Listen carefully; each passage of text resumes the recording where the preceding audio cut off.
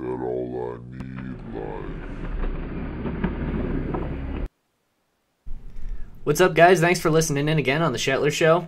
This week we sat down with Jason Chapman, owner of Charm City Skatepark, and his friend Andy Gardner.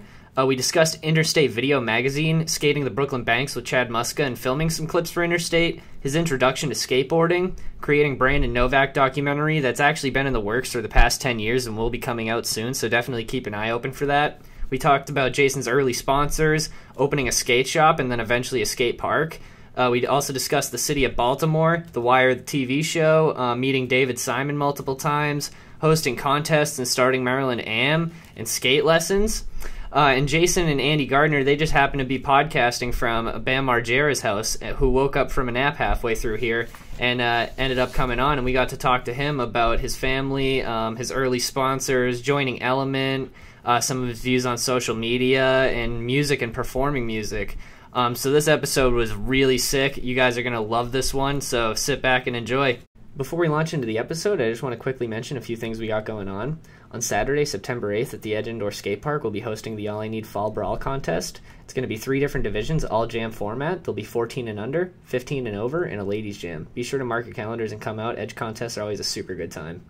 Also, subscribe to our YouTube channel, All I Need Skate, and check out our newest giveaway video. We're giving away a Derek Fukuhara board, and all you got to do is like the video, subscribe to the channel, and then tell us your favorite movie and why in the comments. Also, keep an eye out for the new All I Need Narragansett collab board called Crush It Like Quint coming out at the end of the week. It will be available in sizes 8.25 and 8.5. And it's actually available now for skate shops through Eastern Skate Supply or direct at allineedskate@hotmail.com. Also, July 31st through August 3rd, Anthony Shetler and myself, Kevin Klemme, will be hosting a skate clinic at the Edge Indoor Skatepark from 9 a.m. to noon every day. So if you got anyone interested in learning how to skate, or you yourself, you live in the area and want to learn, just sign up as soon as possible.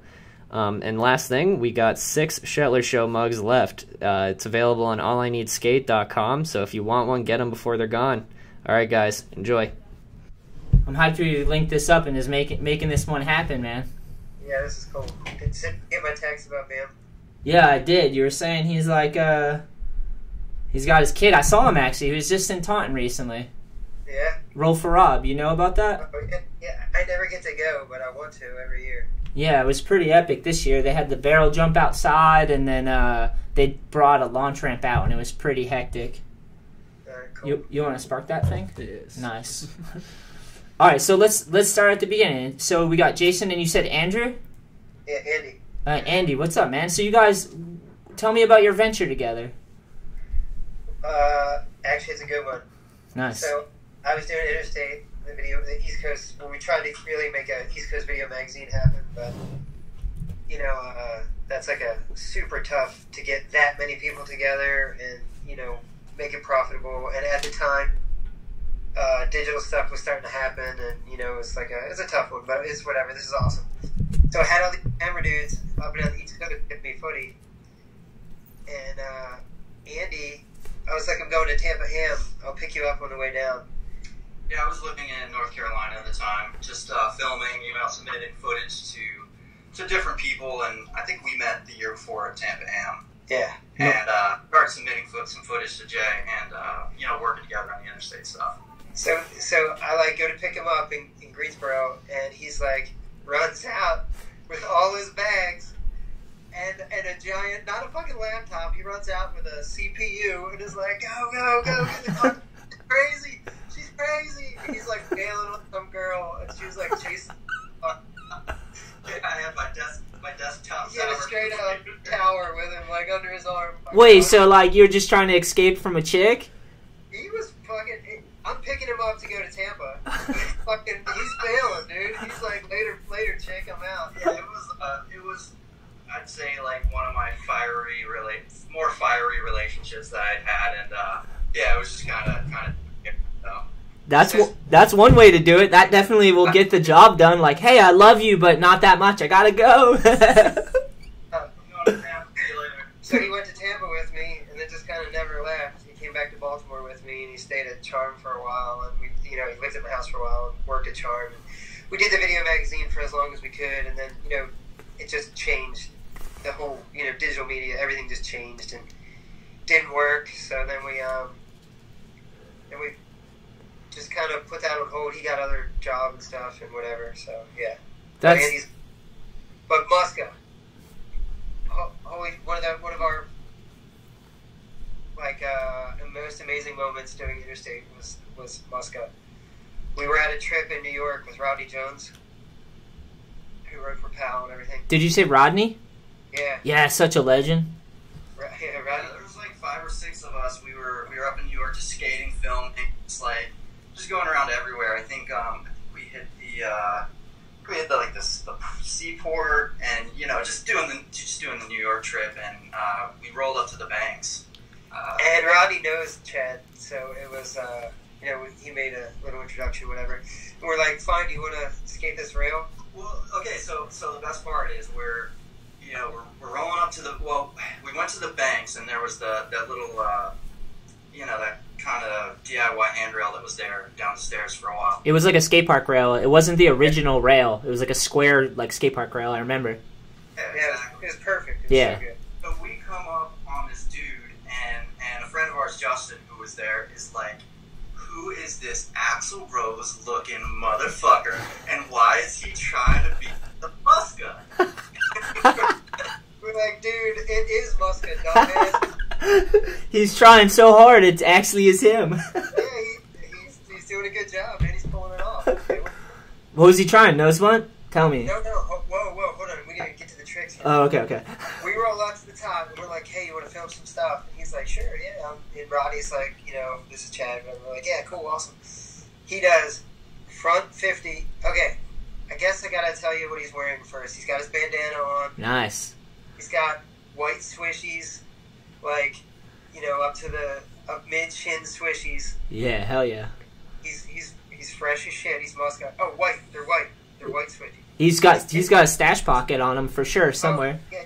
No, he's fucking killing it. Full on 2000 Muska stuff. Yeah. Perfect Muska stuff. Right out of Tony Hawk. Pro skater. That Muska. That's him. He rolls out, does front 50, front 5-0, back 50, back 5-0, front lip, back lip, front tail, front Smith, back Smith, nose grunt, like a little overcrook too. Nice. A nice overcrook one. He did do a nose one, didn't he? I think he did a nose Yeah, one. he did a nose one. Front tail slide. Front tail slide, front tail fakie, all first try. Wow. Filmed the line with him Oh, down yeah. the rail, lip slide, and then 50-50, one of those police barricades, Everything was first try. He's killing it. And then he goes, was it back tail fakie or something? Yeah, something. Something just a little harder, back tail fakie. And he fell. And he's like, all right, guys, I'm out. I don't want to get my pants dirty. Just done. He didn't want to get his pants dirty at the banks. But also, who Muska would show up anywhere in New York wearing white ass pants? He never. Hey, the thing I like about the Muska is he always delivered. He's the Muska, fully Killed it, dude. He killed it. Yeah, he's the pro that didn't let anyone down. He's legendary, Oh, he's amazing. He did everything. First try, perfect. Bolts, everything is bolts, perfect. Like you're the straight up Tony Hawk pro skater shit. He was amazing. Yeah, that's fucking epic, dude. I used to skate the banks all the time, and when I rode for Fibro, and I was just this little fucking 15, 16-year-old kid, and that's falling and pigeon shit all day, and the banks are so grimy, but I just skate there for hours, sweat and pigeon shit, and just go back to Steve's house, and he'd make me sit on the ground. He's like, don't sit on my fucking couch. You don't expect to go to the banks and not get dirty. Yeah. Unless he knows his limits. The other part of that footage is Rodney obviously killed it that day as well. He was he switch did. front boards all day, just killing it. And so we've got a fisheye of him holding his hands up, and they're just crying. They're flash. It's big flash. I mean, that's New York, man. Yeah, he's like New York City, baby. Black as fuck. You know what's funny is Muska went out with white clothes on to New York and just nailed all those tricks and kept it clean, and then he left before he got dirty. That's very professional and efficient. Yeah, he's the man. I've never been like that. I'll get lucky. I'll get a couple warm-ups, and then I'm just going to fall over the place, Yeah. I am ready to get dirty. I do fucking filthy trying this shit. I don't care. Hell Yeah, but I'm not Muska. Muska's Muska. Well, let's start at the top, Jason. I want to start with, like, how'd you get your first board? Or how'd you get into skateboarding? Like, what turned you on to skateboarding? Oh, that first board.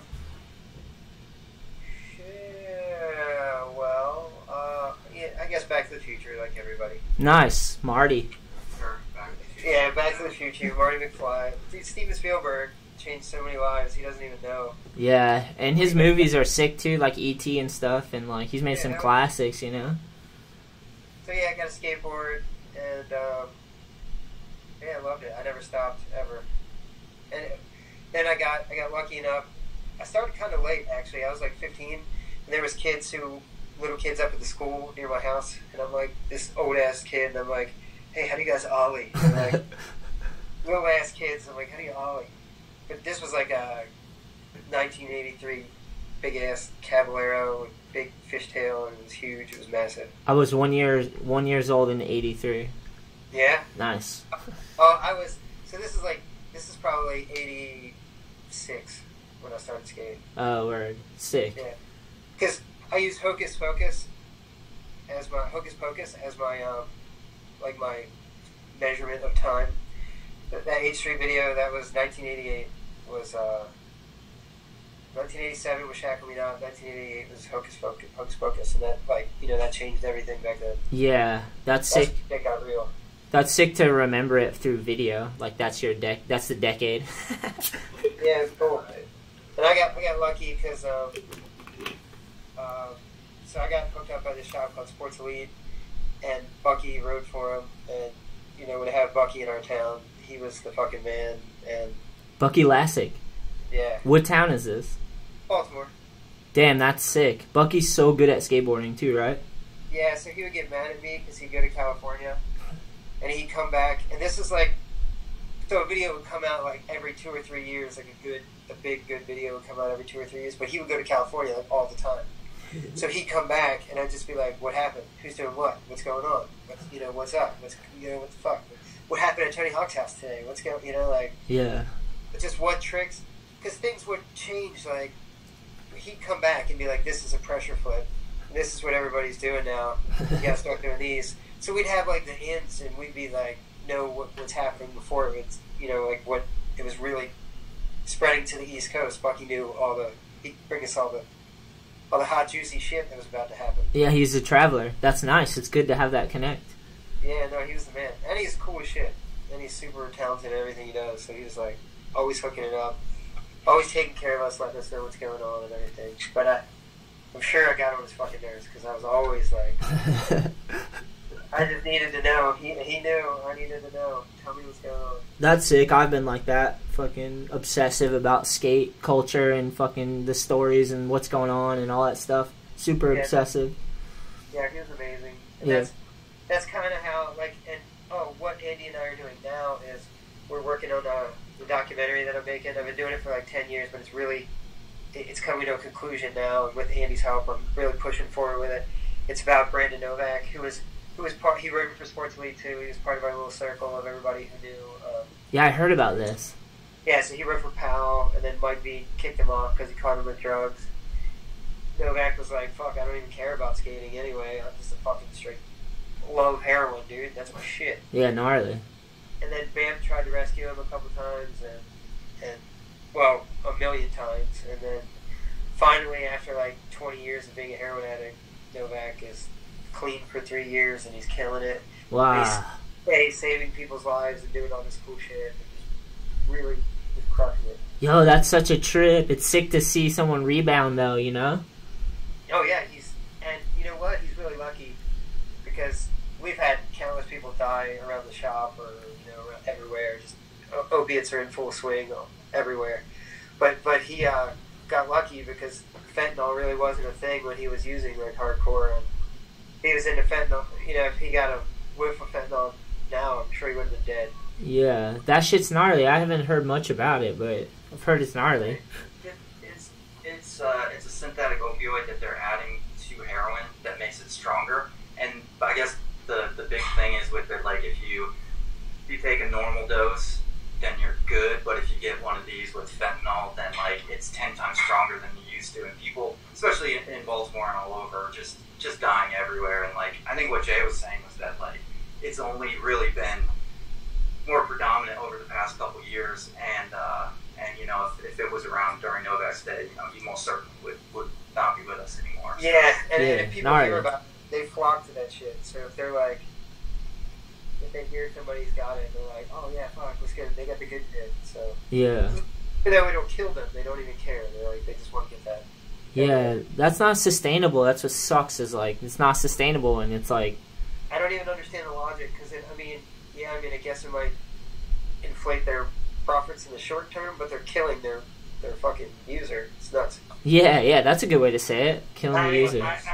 It's a businessy way to look at it. Yeah. Definitely. It's cheaper to buy, so that's why, you know, drug dealers, I guess, are But hey, and everything. hey, I got to go back to the banks real quick. Yeah, please. Because that fucking rail, you know, the one at the end where everybody does the tricks over and all that stuff. Yeah, the big rail. Dude, Nick Dompierre, who's your homie, will forever 100% be the shit in my mind for coming around that shit ass corner, right for those shit ass cracks, ollieing over that shit ass extra step that's at the top. Yeah. The fucking extra step with that back nose blunt, because that was the fucking. No, oh my God. For real, it's like coming the opposite way for a backside nose blunt and still locking it and getting down it somehow. It was an alley-oop backside nose blunt. Yeah, there you go. Yeah, I remember seeing that in like shit in my pants too. Gnarly. And then Timmy, same thing, right after it, coming around the corner, cruising around the crack, over the it's like an extra fucking curb you gotta go over. Yeah. The kickflip crook was fucking, like, his feet were like jumbling. I was looking at his feet, riding up at the board, and they're shaking, vibrating off of it, and then he did the kickflip crook on it, and it was fucking, dude, like. Yeah. Timmy's a destroyer, dude. I couldn't believe he did it on the Hollywood 16. That was insane, too. Like, he kept going with it. Even gnarlier, you know? That dude is fucking amazing. Hell yeah. He's out in Cali right now shredding. He's been posting tons of clips, like, crazy shit I've never seen him do before. It's a trip.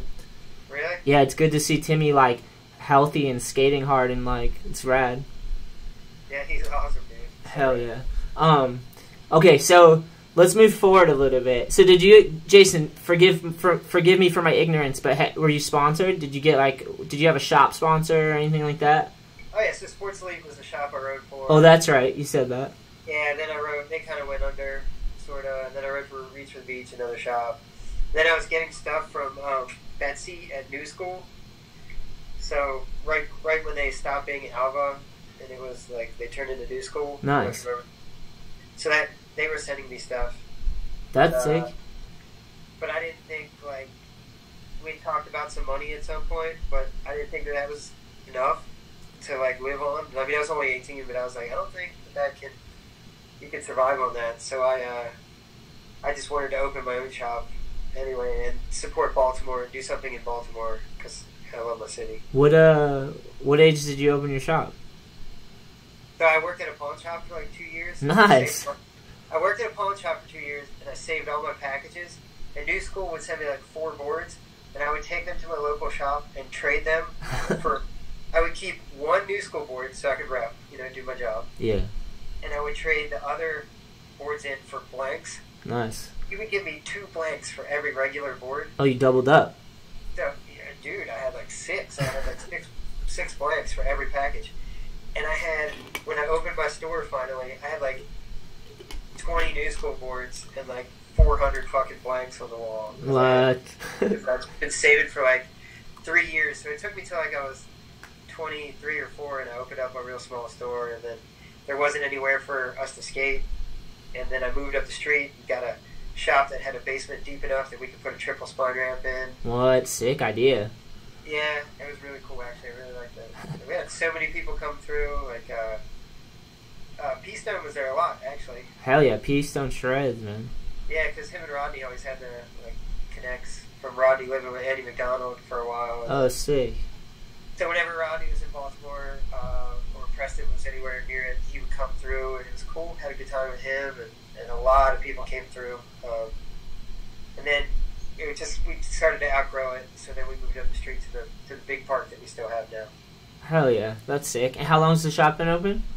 24 or 5 years, 25 years. And then you added the park on, or did you have the shop and park to begin? No. We just kept evolving and getting bigger and bigger. Okay. We outgrew the little basement spine that we had, so people just needed a place to go, so we just finally got that big ass park. I think we got that in like 1999 or like 2000. I think it was 2000 exactly. We opened up with a Baker demo, and it was Damn, sick. fucking, yeah, it was sick. It was Terry Kennedy. That was TK days, and who was little? Oh shit! And then you came right after it. Yeah, we went with Fibro too. Yeah, we had a fiber demo. That was good. Dude, hell yeah, that's sick. Yeah, and that's when Westgate kicked with the dumpster out back. Yeah, for sure he did. Yeah, that park's always fun, dude. It was sick because you guys had a vert ramp. That was like the sickest part, you know?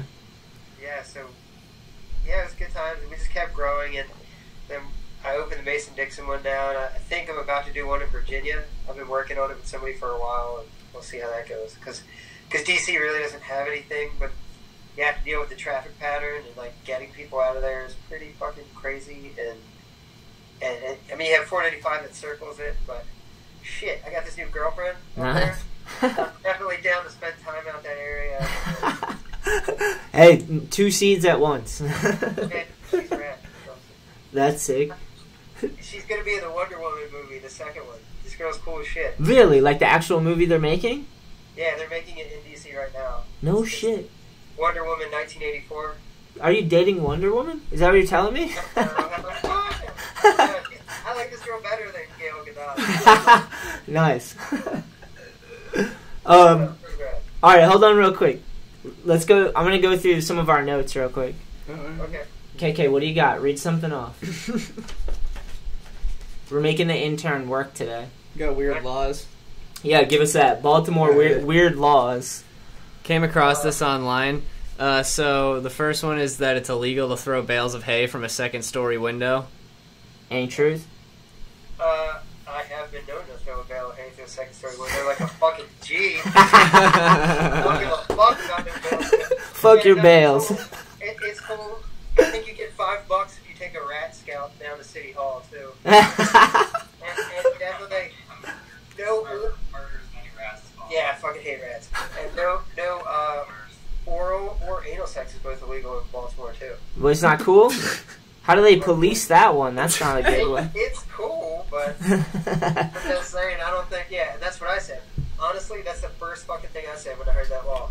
Yeah. How do they enforce that shit? Like, I don't know. Why would you? That's terrible. Alright, next one. Thanks, Kevin. It's illegal to take a lion to the movies. What movie's made up? That just seems kind of like bullshit, though. I feel like that's just kind of... Did you hear that one? I've never heard it. I mean, I've never saw a lion in the movies, so maybe somebody it up. But no, I have no idea. Where did the intern get these? Keep Dude, going. it was some random website. One more. It's a violation of city code to sell chicks or ducklings to a minor within 1 week of Easter. Nothing.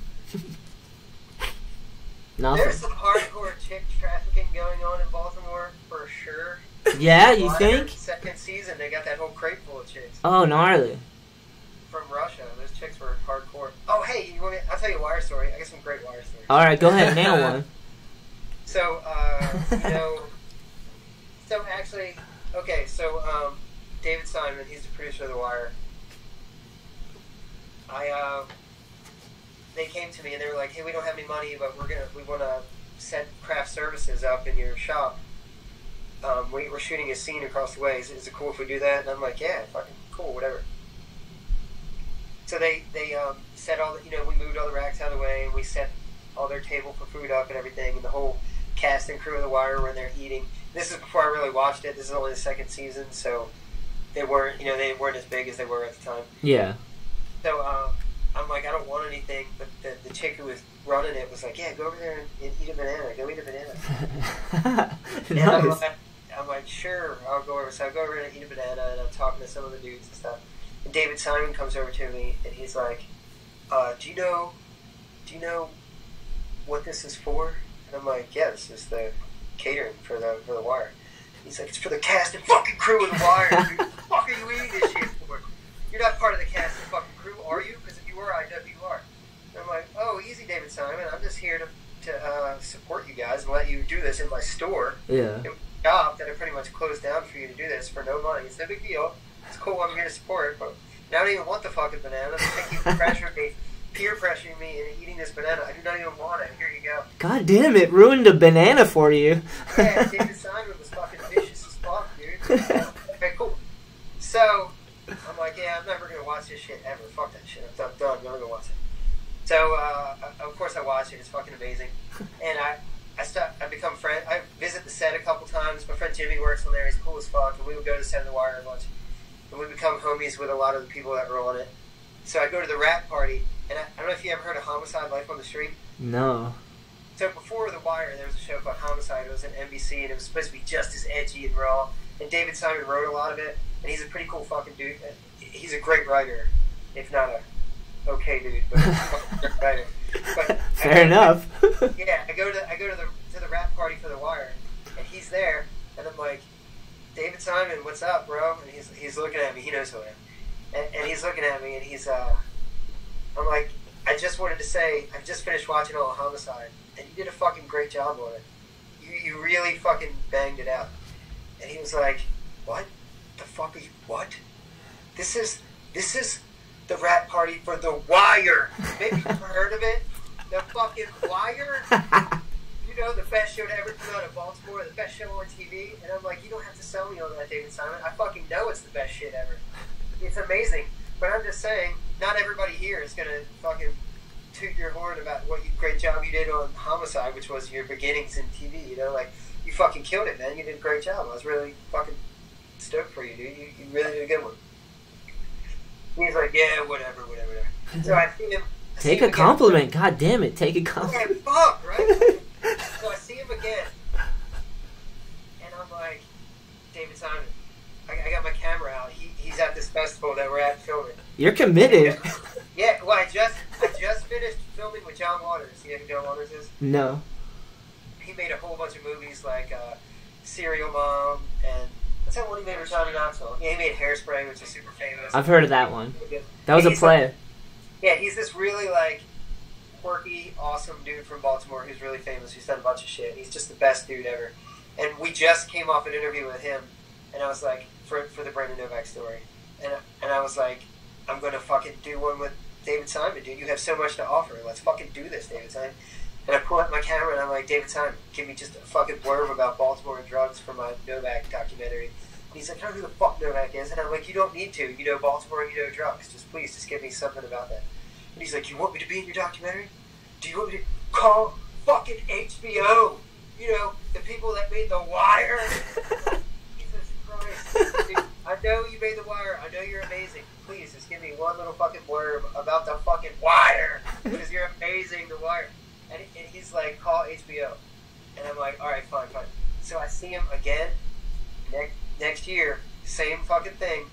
And he sees me and he's like, Jason, fuck you, dude. I'm not fucking doing it. Just put out with HBO for serious. Like, we're going to do a real one. It's going to be, like, legit. And I'm like, fine, David Simon, fine. And I haven't hooked up with him yet, but it's on my list of things to do. Yeah, that's insane. Yeah, but he's nuts. He's amazing. But, like... The Wire spot that you like seeing a bunch of skate stuff, a bunch of skate clips and stuff.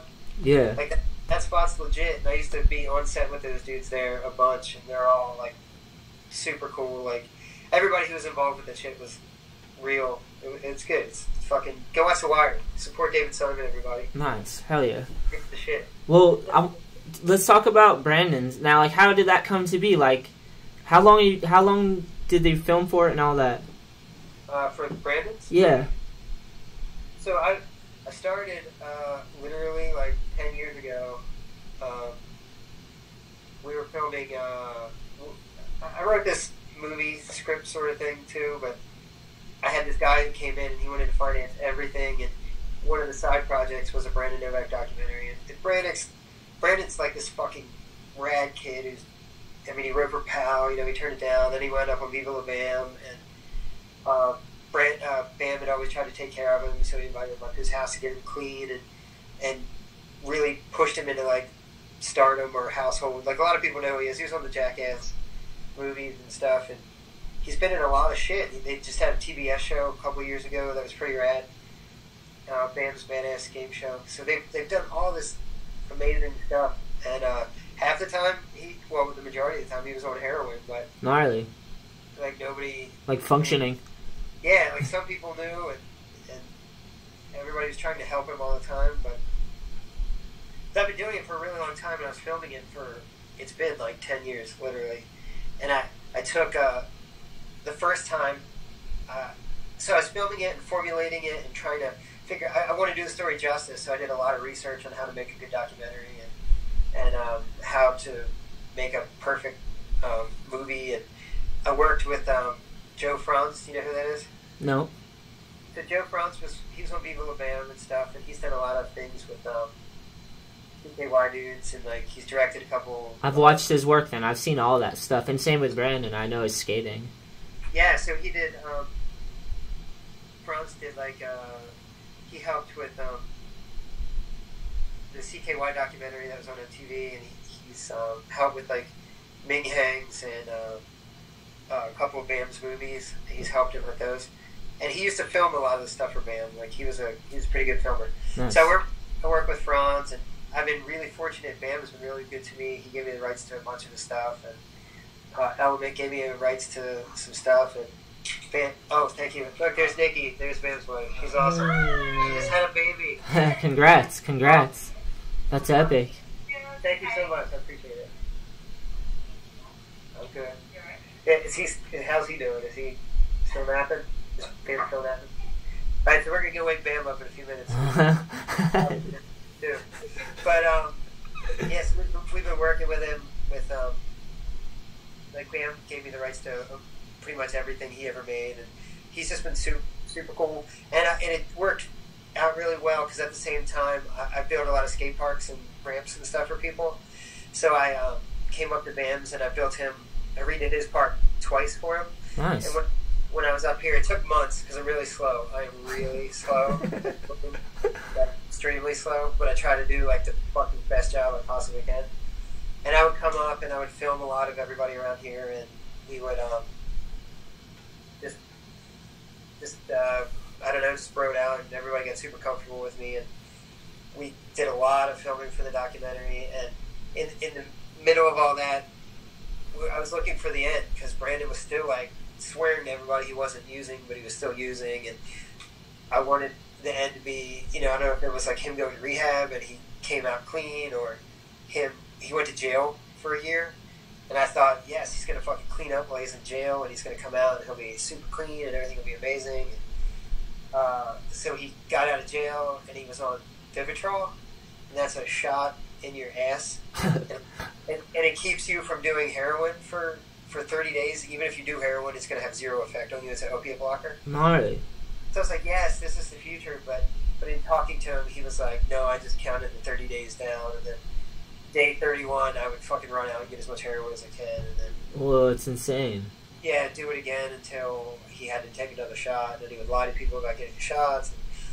So where we're at now is that Brandon's been sober for 3 fucking years. First year, I was like happy for him, but a little leery, like didn't trust it maybe. People gotta prove themselves after they've like fucked up so many times in a row and fell apart and straight 30 years of heroin. Yeah, like other people were pulling their weight that 30 years and was worrying about your ass. That's like tough, Yeah, for sure. Yeah. So 30 years of doing it, burning every fucking bridge and robbing and raping and fucking just tearing people's hearts out. He did everything, and he's a charismatic little fuck. So everybody like loves him, and he's like one of the best dudes. He's a really fucking funny dude, great sense of humor, awesome dude, and he would just fucking destroy people by using heroin. So he's 3 years sober now. Amazing. He's buying a fucking house. He just bought a house. He has this great job. He has an office. Like nobody can believe it. He works for Banyan Treatment Centers, and he puts his personal cell phone number out on TV. Like he does all these news shows and shit. And he's like throws his own personal number out there. Wow. And if people need help, they call the number, and he fucking goes. He'll fucking get them help, dude. He's an amazing dude. He's really killing it. Yeah, that's amazing. He's doing a really good job, and that's the best ending I could have ever hoped for, ever, for what we're doing. Yeah, damn. Okay, let's shift from there to, I want to talk some skateboarding. How did the first Maryland Am come to be? So, we'd always had, like, some big contests and stuff, like, oh my god, who's the dude who rode for Zoo? Yeah, Zared. Zared won the first big contest I ever had. So good, Zared's so good. He won the first one? Not a Maryland Am, it was just a big contest. Technically it was kind of a Maryland Am, but That was the weekend I moved to Baltimore. we didn't really, like, That was great. yeah, that was a good fucking contest. That was a good time. There's so many good skaters. Yeah, Bobby Warris was there, he was killing it. How did you, where did the spark come from? Just everyone's shredding, you're like, we gotta do something.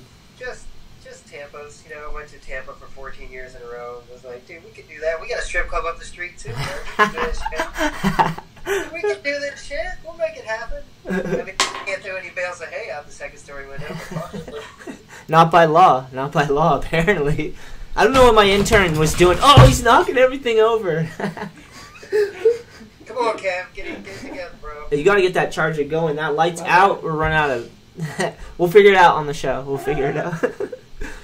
That's sick to hear, because that's kind of how our contest happened too. I was just like, dude, we've been going there for years, and then it's like so many people. It's at some point you're like, we just got to do something, like make some event, and it's sick how many people end up killing it, Oh, dude, yours is awesome because it's like every different style is there. Yeah, everyone comes from all over the place. Dude, it's so. I mean, you'll have dudes do like. Well, I mean. The one year we had Asher and he was doing McTwist and shit. So good, right? On the vert ramp or just like... On that vert quarter. And then I can't remember the dudes. Oh, man, that one dude from... I don't know who he rides for. The one who had the Thrasher thing that was up there? Yeah. Like, that guy fucking rules, man. Yeah. His name is Kevin, too, right? Yeah. Are you talking about Kevin Klemme? Who are you talking about? Is that him? Yeah. No, I mean, dude, he kills. Everybody out there fucking kills. They all have the, like, I mean, it's like a awesome, everybody has an individual style up there, and it's so fucking rad. Nobody gives a, like, fuck. Everybody's just killing it. It's just such a good time. Yeah, it's rad because it's so, like, where I'm at, it's like this, there's so many states right here, and it's everyone meets up, and it's fucking crazy. Yeah. I love living next to Boston and Providence, and then there's like smaller cities like New Bedford, Fall River, Taunton. You can like scour, and just in Rhode Island alone, there's so many different. It's insane. Connecticut, and then like New York's not that far, so. Yeah, we always took time and did some street skating like a couple days before we got there. The last 2 times, it was just so much shit. Yeah, you guys, like, you came and destroyed. I just remember that. I feel like you guys just came through and wrecked when you did. It was intense. Everyone was killing it, and you guys won. Yeah, Fucking we were sick. stoked to win the shot put last year. That was fucking awesome. Yeah, that's... I like meeting Tom and Asher. Like, dude, Tom is a rad dude. He's Asher's dad. He's funny as fuck. Yeah. Love that dude. He's hilarious. I always have a good time with him. And Asher's like the best kid, man. He's got a big future, dude. He's crushing it. Yeah, that dude was shreds. When he came to the event, it was sick though. It's like you could tell that dude was killing it for sure. And he's only like 12. Yeah, because he looked little, but he didn't skate so little, you know. Like. No, he does the band ass nose blunts and stuff. Like he's killed it. And last year we were lucky enough to have fucking Subway skate with us, and Subway is rad. Even though he got arrested, Nice.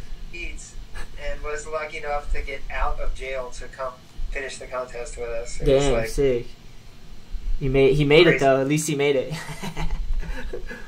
How many years have you been doing your event? I think like 6. But, Do you have a date for yours this year? yeah, well, not an exact date, but it'll be beginning of November, and it's going to be a different format. It's going to be individual runs. Okay. So it'll be sick. We're going to do that. It'll be like you get 2 runs, and then you make it to the semifinals, 2 runs, and then to the final, and then we'll see from there, you know? Cool. Yeah, I'm excited. We're gonna do a fall brawl in September too, and that'll be like the 14 and under division, 15 and over division, and ladies jam. And I'm gonna bring my 16-foot round bar to the edge, and we're gonna do like an outdoor, like down. It's slightly downhill, so a round bar, 16-foot round bar contest too. Be sick. Oh, out front? Yeah, out front. Just charge it, you know. Oh my god, that's the perfect road for that. They just awesome. Repaved it too, so it's all smooth, you know. Nice. Yeah, but that's in September. I do have dates for that. I should post the flyer again. I haven't in a little while, so I gotta repost it.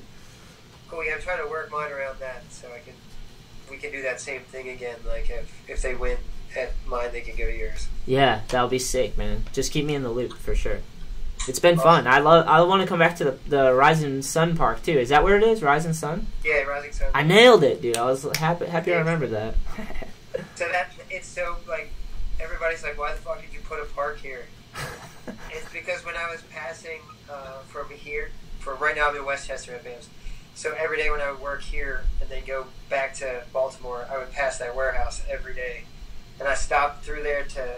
I don't know if you noticed, there's that like long wooden handrail next to the park. We stopped through there to look at that one day, and my landlord came up to me and he was like, you know, like, kind of like, what the fuck are you doing? You know, like, nobody should be here. What are you here for? And I was like, oh, is this building for rent? And he was like, yeah. And he opened up the garage door, and the ground was fucking perfect. And the rent was ridiculous. So I was like, fuck, I don't want to do this. I don't want to have one more thing to do right now. But fuck, let's do it. Let's fucking put a park here. Nice. It does okay in the summer, but it really does really good in the winter. And you know what?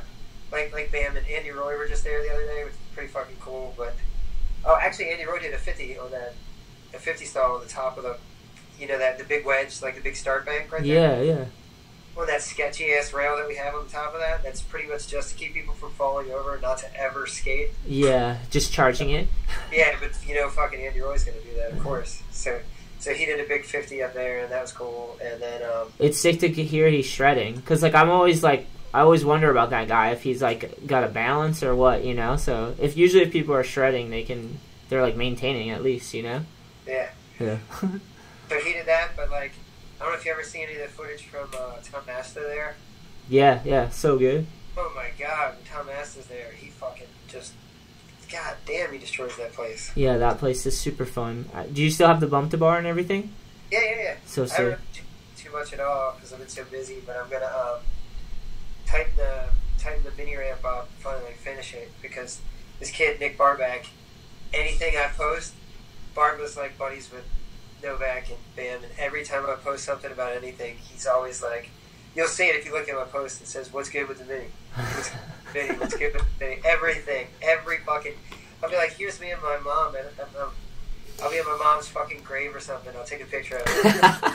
What's good with the mini, Jay? Yeah, your mom's dead, but what's good with the mini? I need that slash grind. So he's cool, it's cool, but yeah, that's good. What's good with the mini? That's rad. I love a mini ramp. We got a good one at the edge.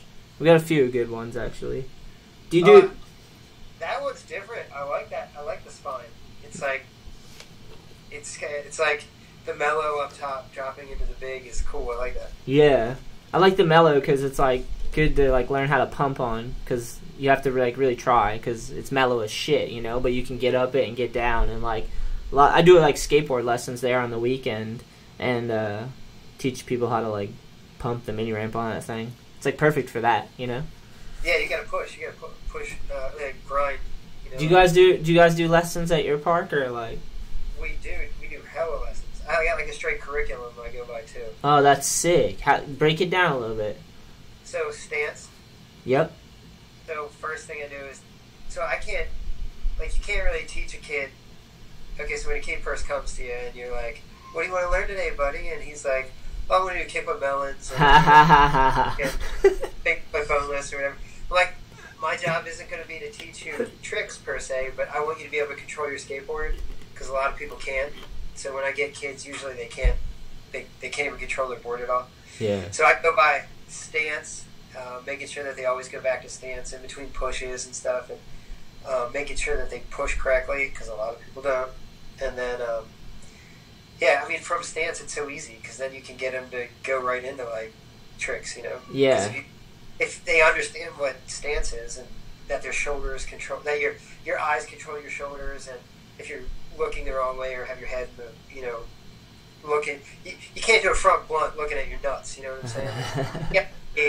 You got to be able to understand that your eyes control where you're going to go, and then your shoulders, and then from there, if you have your feet in the right stance, you should be pretty fucking good. You should be set and ready to go. Yeah. But we taught a lot of kids for years, and some of them got really good.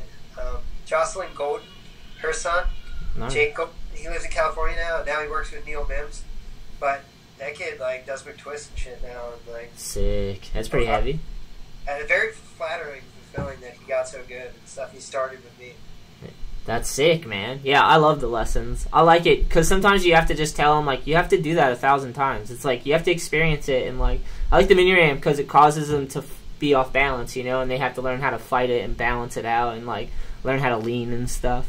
It's sick. It helps me remember how to do it too, or like that's why I only do it on the weekends usually, just like if I got the energy or something, you know. Yeah, hell yeah. Sometimes I have been just dead as shit. Yeah. All right, 3 o'clock is here, and I'm like, oh, yeah. God damn. You gotta get yourself psyched up. I'll just take a good run on the vert ramp, and it'll get me pumped, get me ready to go again. Hell yeah. My nephew's been into skating lately. His name's Anthony too, and he's just been meeting up with me at the Edge like every weekend. So I've been skating out front of the Edge with him, like teaching him how to bomb down and carve a hill, you know, and like it's pretty sick to like remember that shit, you know. No, it's awesome. Skateboarding's the shit, man. Yeah.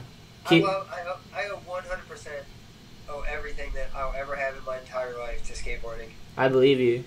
And I love like teachers back in the day and shit that were like, "You're gonna make a fucking living off skateboarding," and I'm like, "Yeah, I guess I did." in a weird ass way, you know, like I've done everything for it, on every different level, like down to teach lessons to, you know, make money from a sponsor or whatever, but all the way around, and you know, in a shop, in a park. But I've always tried to give back 100 as much as I possibly can. And my ex-wife will tell you, first one will tell you he gave back a little too much. Second one, she was down. She gave back a little too much, I guess. Yeah, it's funny, right? Yeah, he's laughing in the background. What's at my expense? He knows. Sorry. Yeah, it's cool. It's funny as shit. But, life happens. Yeah, hell yeah. But it's cool. Fucking skateboarding's the shit, man. Love it. Yeah, fuck yeah, that's sick. That's good to hear. That makes me super stoked because I don't hear that too often. I hear that, but I hear it like I hear a lot of people. It's like hard business, you know. Like it's like people have struggles with skateboarding and owning a business and maintaining and keeping it for whatever. You seem sparked. I like it. I don't ever think it's gonna diminish in me, and seeing you keeps me going. You know. No, I fucking love skateboarding, dude. I talked to some people and I'm like, actually, two things. So I think skateboarding is like, I mean, I know we're in the Olympics now, and yes, but I've always been like skateboarding. And one of the first things I tell kids when I do teach them lessons is I'm like, this is an art, straight up art. This is your paintbrush, and no matter what you do, aside from pushing Mungo, nothing at all you can do on this thing is wrong. And that's only because Mongo fucks up your stance, you know, so it like fucks up the actual control of the vehicle. But nothing you can do is fucking wrong. And I love skateboarding for that. It's given me a life, and it's giving me a fucking, I don't know, man. I don't know who to fuck. Dude, I would be some whack ass fucking. I would be the kookiest fucking dude if I didn't fucking love skateboarding. I fucking love this shit. Nice. I mean, like, I fly planes too. I was really into planes. What? That's sick. And I wanted to be a pilot. That was like my main goal. But then I had glasses, and you had to have perfect 20/20 vision. And damn. So I couldn't do it. And it was before surgery and stuff. So that's why I was like so old when I started skating. So nice. But yeah, I mean, it's cool. It's allowed. Skateboarding is fucking giving me the opportunity to afford something where I could actually fucking fly planes and stuff. Yeah. Skateboarding's the shit. But then I saw this dude. This is the other part of the thing. I saw this dude who was, when I had the shop, he was same age as me. Like, I'm 44 right now, so. Nice. 36. Like, I'm 36. yeah, and I still feel fucking like I'm 15 or something. I don't know. I feel still the same. I can tell. It's awesome. I don't feel old at all. But I mean, you know, I do work out. I'll throw them fucking hay bales out the fucking time, so I got my muscles up. But this dude came in and he was like complaining about life and shit and how it was over for him, and he was like 31, and I'm like, bro, you need to get a fucking skateboard because you need to. Something's got to keep you young. You're fucking retiring at 31. Yeah, like do something. What the fuck? I mean, just hanging out with younger mindsets all the time, all day, like skating and stuff. Yeah. It definitely keeps you fucking fresh, man. Yeah. Nobody wants to be fucking old at 30. That sucks. Yeah, that definitely sucks, dude. I know. It's crazy to think. But there's people that don't even have something like skateboarding. Imagine that. That'd be tough. Yeah, I don't even know what I do. What the fuck would you do? Swim. Go swim more, maybe. Yeah. I do ride my bike a lot. That's good. There's a lot of skateboarders, like people who don't get to skate as much as they used to back in the day. They always like go to in Baltimore. These dudes are always like riding mountain bikes and like 10-speed type road bikes and shit. Oh, that's sick. Keep the legs in shape. Yeah, I do it from ollie legs for sure. Yeah. So, ollie. How's the ollies though? They're not crop. They're like crop dusting, or you got Chris Poppy ones right now. Or? Oh shit! I got flop is what I got. Bro. Much kids got flop. I can skate mini ramp really well still. Oh, like, sick. Like my son's been skating. My son Simon, he started working at the parks. He's been skating a lot. How old's he? He just turned 18. Nice. Wow, that's crazy. And he's pretty good on transition and stuff. Does he push Mongo? Don't lie. Oh fuck no! He don't push Mongo. Imagine that. A dirty secret. I would never. Actually, I've never, ever in his entire life like spanked him or hit him or anything. Yeah. Ever. But if I caught him fucking pushing Mongo, I might make an exception. Dude, heavy penalty right there. Yeah, dude, Randy Coleman, dude. How the fuck did he do that shit? Miracle? God? I don't know. Attitude? I don't know. I mean, you remember that ollie he did in that world video, that giant, the one in Arizona? That Yeah. giant, Insane. I can still remember seeing him, like, pushing Mongo fucking hardcore at that bitch. Dude, crazy. And he's the only one I've ever known that did it. I do Chris Cole skating at FTR. You're right. Amazing skaters I've ever seen. I'm like, who's this sick ass dude fucking pushing Mongo? Like, Yeah. He had like the buzz cut and like a bright yellow shirt and pushed Mongo. I remember. Sure. I'm like, this dude rips, but I can't not make fun of him. Yeah. But, You can't make fun of Chris Cole. Yeah, he's too talented. Like, I could make fun of him. I do. I definitely do make fun of Chris Cole. snap of the fingers and started pushing regular stuff. But nothing mean. Just like, just jokes, Like I could say he looks like a quarterback. He could say I look like Nicolas Cage. It'd be fair. I wouldn't be mad. It's funny. Like Oh, okay. So in Louisiana, nice. there's this Nicolas Cage. Fucking Wonder Woman sent me this. This girl's fucking the shit. I'm just gonna. Everybody around me is so tired of me talking about her. She's so rad. Let it out, dude. It's good. Yeah. So she sent me a picture of Nicolas Cage's tomb because this motherfucker bought a tomb already. Really? It's a white pyramid in fucking Louisiana. Nicolas Cage when he dies. That's where he's going.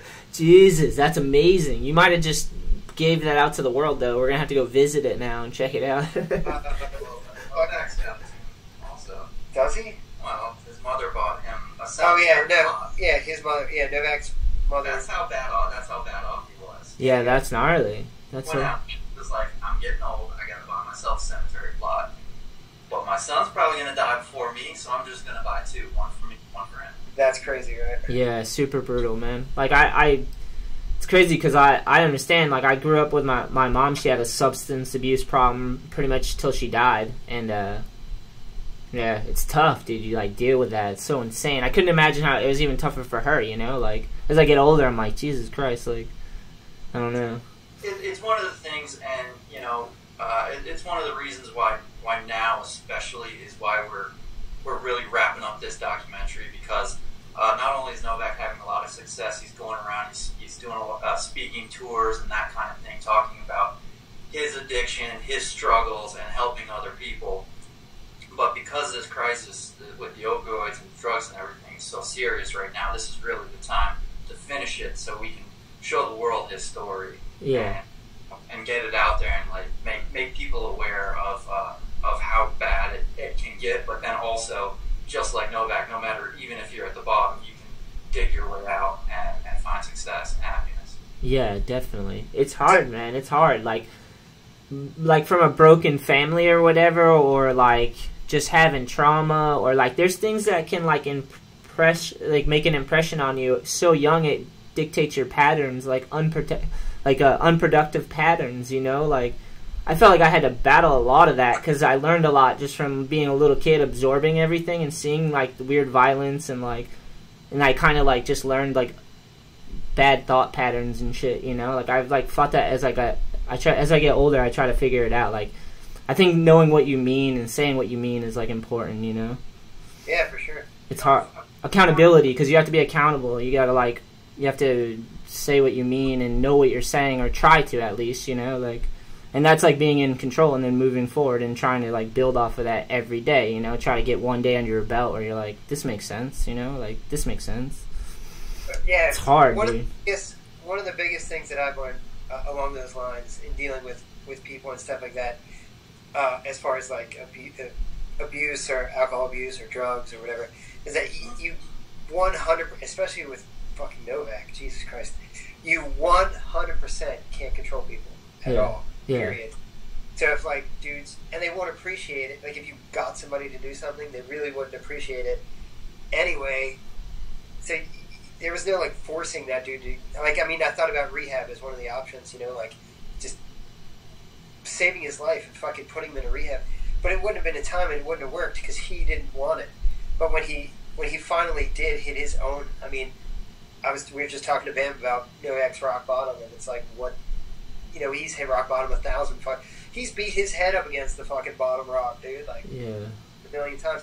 But when he finally had it for himself, when Bam finally turned his back and didn't unintentionally enable him, or when I even was like, kind of like, I don't really want to, I was trying to distance myself from him too, and because he was just so bad at one point, and I mean, we all cared about him, but it's like, anything, if I would have given him any money, I know what he would have done with it. We all knew what he was up to. So, and he on a Mother's Day, he shit the fucking, like, literally shit the bed at Pat's house. His mom. No. And she was on Mother's Day, and she's like, "You can't stay here. You have to go." It's like, I could tell you're just completely fucked up, you know. And he loves his mom like so much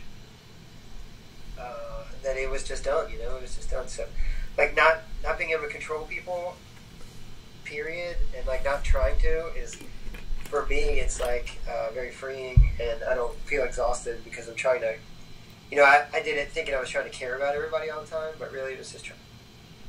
Oh, did it just cut out? Stay with us, folks. Stay with us.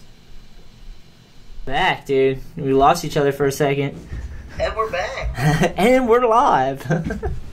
What's going on? What happened in that break? Actually, we went out and played with Phoenix, Bam's baby. Trying to get him up. Nice. Sick. Where were we? Baby's pretty cool. Yeah, how old? Like months. That's it? Yep. Wow. Crazy. Yeah. Right, 6 months. First child? For Bam, yeah. Nice. How many kids do you have? 3. Nice. Good for you. Wow. Yeah. Boys, girls? I got 1 boy, 2 girls. Nice. So Simon, Emma, and Willa. Oh, sick. Sick name. Oh, here you go. Actually, well, Simon, I like freaky names. So Simon is Simon Ace, and Emma is Emma Page. Oh, sick. Much as I could get away with that wife. But second wife, let me do. Willa's name is Willa Magic. Who's Willa Magic? Yeah, Willa Magic. That's my baby girl. Oh, nice. Awesome. That's sick. Cool. But I always wanted to name a girl Chutney. Fuck yeah, I'm still on Chutney. He's been So, saying Chutney for 15 years. yeah, so if anybody out there hears this, they're like, God damn it, Chapman's onto something. Chutney, that's the shit. You know? I'm feeling that. Chutney, dude. Chutney. You gotta really want to produce if you're coming with that name, for sure. Well, I mean, Chutney Chapman sounds pretty good. But Yeah, that does. That actually has a good ring to it. that's right. How would you spell it? Chutney. Chutney. I mean, I don't know how you spell the dish, like the little dish. I think it's like pineapples or something. That's Chutney's, pretty much. You can go all crazy and do like KH. Yeah. Why? I've never had chutney. I don't think I've ever had chutney before. Yeah, I'm not going to. I'm not going to eat that shit either. I don't want to spoil it. It's going to probably be foul as fuck. Like it? You eat it? Yeah, I mean, I don't eat fish, but yeah, gotcha. Alright, cool. Yes, I don't even know where we were when we We were talking. I thought we were talking about Novak. Oh yeah, of course we were talking about Novak. We were just kind of explaining. Okay. I want to say one of the interesting things. I know you were talking about your upbringing and everything.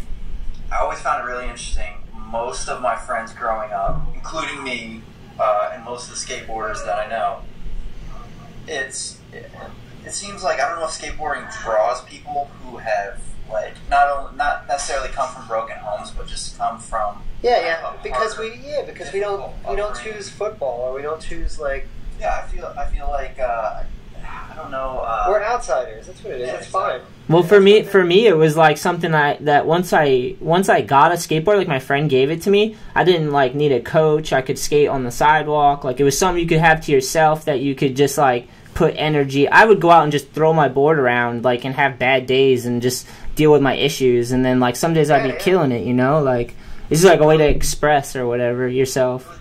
It really does have a kind of a calming effect where. Just like you're saying, I go out alone, you know, if I'm having a particularly bad day, just out by myself as a kid, just like getting pissed off, or maybe I landed a trick and it's like makes my day completely better, you know, like it really is. Me personally, I feel the same exact way, but like progression is awesome for me, so it's like the puzzle of like putting stuff together, like, I mean, I like mini ramps a lot because you can. I mean, you go back and forth. You're kind of like stuck. So there's two different ways to skate.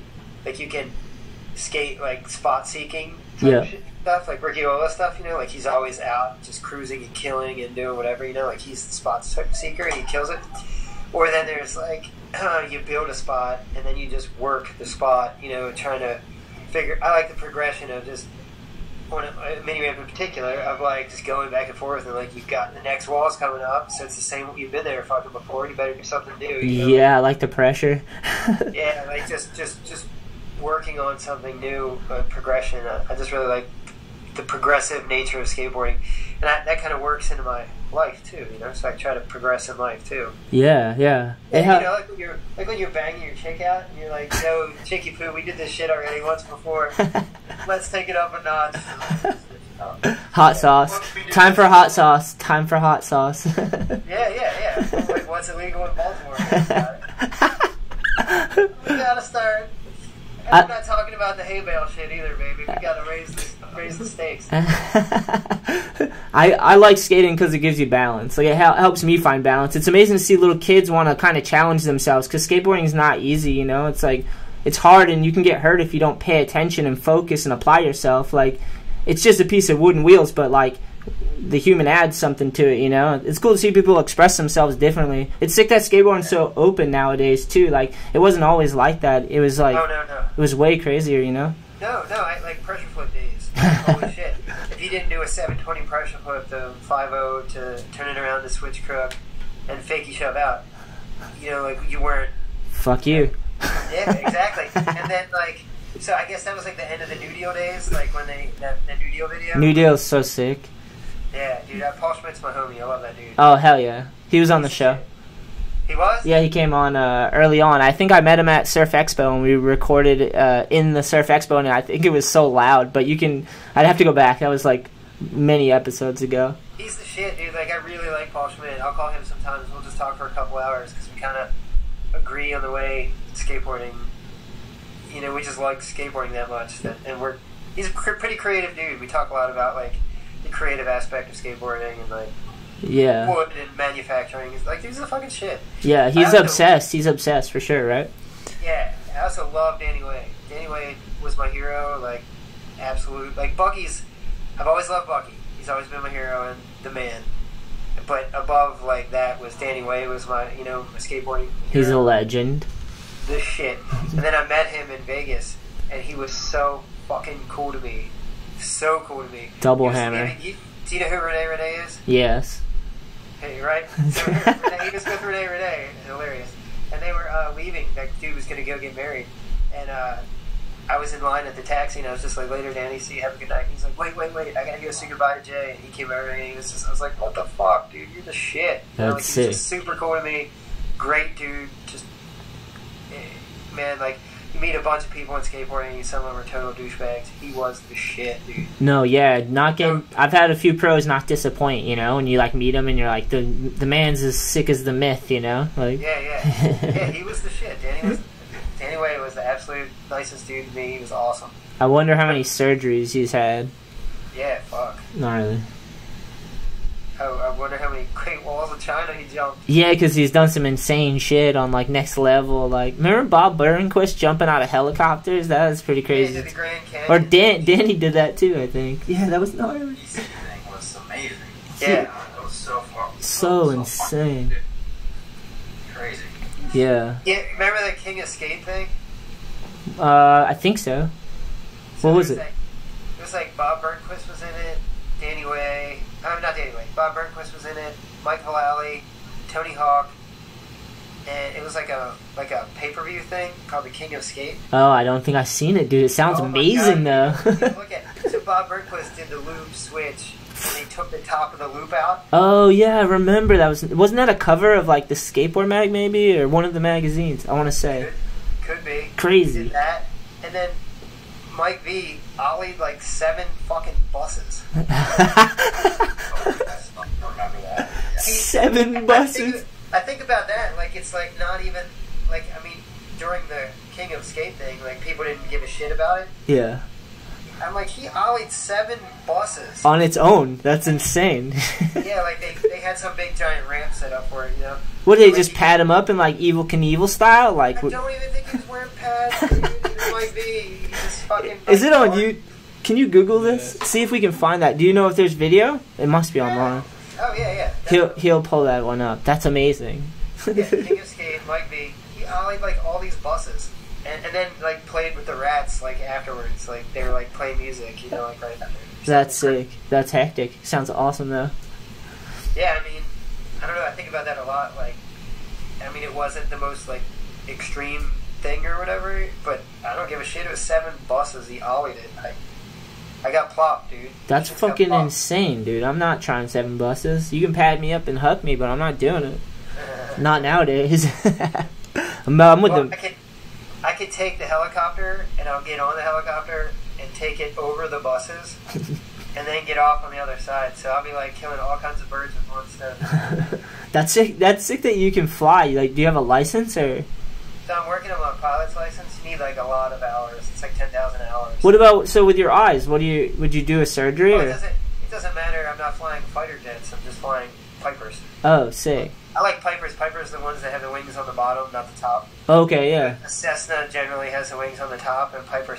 I fly this 1969 yellow Piper, and it's fucking sick, dude. It's a sexy shit. Damn, that must feel sick to be up there flying it. Cause I've gone skydiving, so that was pretty crazy. But like, not flying the plane seems like a whole nother feeling or like of coolness, Well, it's a couple things about it. One is it's a lot of work. Like when you're up there, you gotta look at all the dials and shit. So it takes away. Like at first, when you go up, you're kind of a little afraid or whatever. It just takes away all the fear because you have so much to do. Like I'm like, oh fuck, you gotta do this, and that. And one thing that is different about planes is they're buoyant, so they want to be in the air, and they fly at like 3 or 4 degrees, like with the nose down like this. So they're always like, if you pull back on the yoke and you go, you make like a ripple, the plane will ripple on its own until it gets back to the way it was, because they're super buoyant. Like, it's more like a boat than it is like a car. Yeah. So it wants to be in the air, and it wants to be exactly how it's positioned. It'll get back to that way on its own if you let it. It's pretty cool. That sounds fun. Like, you just got to kind of guide it then, like let it go where it needs to go, basically. Yeah. I mean, where you want it to be. Yeah. And you're in a plane that small. You're the center of gravity, so it's like, I don't know, man. Like, it doesn't feel as crazy as you think. It feels like kind of natural after you get used to it. Yeah. Like the first time up, I was like, I had this Mercedes at the time that was all like, it was super high torque, and it was like, so I drove that there, and I am fucking like hugging turns and shit. So I get up in the sky, and he's like, all right, take the yoke. We're gonna you're gonna fly. I want you to bank right. So I do this hard ass bank, and I'm like leaning into it real hard. So I'm like in the dude's lap, and the dude's like, "Fuck, are you doing?" To the side of the plane.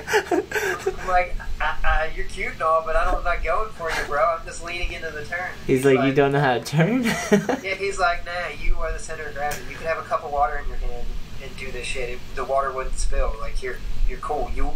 The plane works around you. It just tilts off your axis." Yeah, perfect. Yeah. Off the cockpit. Yeah, it's cool. Flying planes is awesome. Bob Burnquist could fly the shit out of a plane. That dude's all about it. Yeah.